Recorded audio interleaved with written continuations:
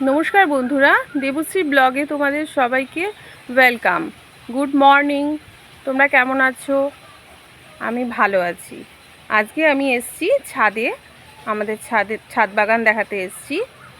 পুরোটা তো দেখানো সম্ভব না। আজকে আমি কিছু কালেকশন দেখাবো ভুবনবেলিয়া গাছের। এই যে ভুবনবেলিয়া, সুন্দর ফুল ফুটে রয়েছে, দেখতে পাচ্ছ।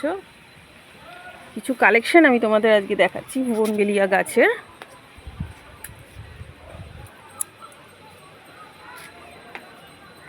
দারুণ দেখাচ্ছে। ভাবলাম তোমাদের ভিডিওটা দেখিয়ে নিই।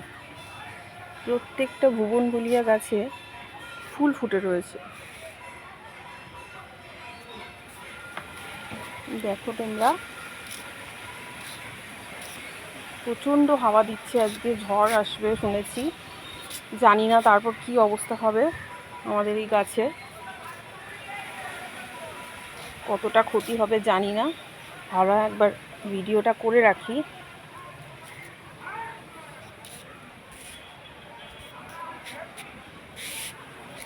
এই নার্সারিটার বয়স 2 বছর, বেশি দিনের নয়, 2 বছর।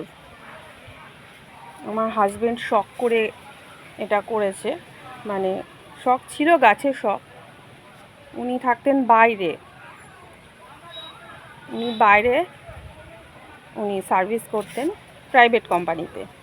তো এবার করোনার পর তো বাড়িতে চলে আসেন, বাড়িতে বসাই ছিলেন। বাইরে উনি থাকতেন, শিলিগুড়ি, কালিম্পং, এইসব জায়গায় উনি থাকতেন। সেখান থেকে গাড়ি ভাড়া করে অনেক গাছ, কিছু নয় অনেক গাছ, এত মানে শখ ছিল, গাড়ি করে ওখান থেকে উনি গাছ নিয়ে এসেছিলেন। অনেক গাছ নিয়ে আসতেন, এনে বাড়িতে কালেকশন করে রাখতেন নিজের শখের জন্য। তো তারপর তো করোনার পর তো বসাই, তো উনি আবার মাথায় প্ল্যান আসলো কি করবে, বাড়িতে একটা নার্সারি যদি দেওয়া যায় কেমন হয়, বাড়িতে থেকেই একটা বিজনেস স্টার্ট করা যেতে পারে। এই ভেবে চিন্তা ভাবনা করে এই নার্সারি করা। এখন তো 2 বছর বয়স হয়ে গেছে নার্সারির, প্রচুর কালেকশান এসে গেছে। যতটা পারেন কালেকশান করে আনার চেষ্টা করেন। আনকমন গাছ অনেক কিছুই আনেন, সেগুলো তো এখন দেখানো সম্ভব না।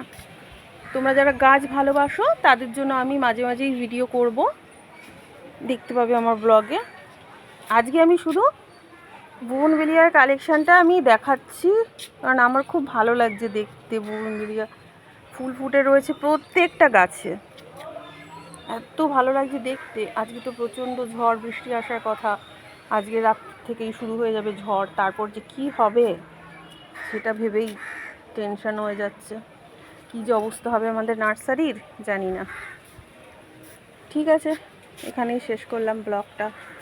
পরের ভিডিওয়ে তোমাদের ঘুরে দেখাবো।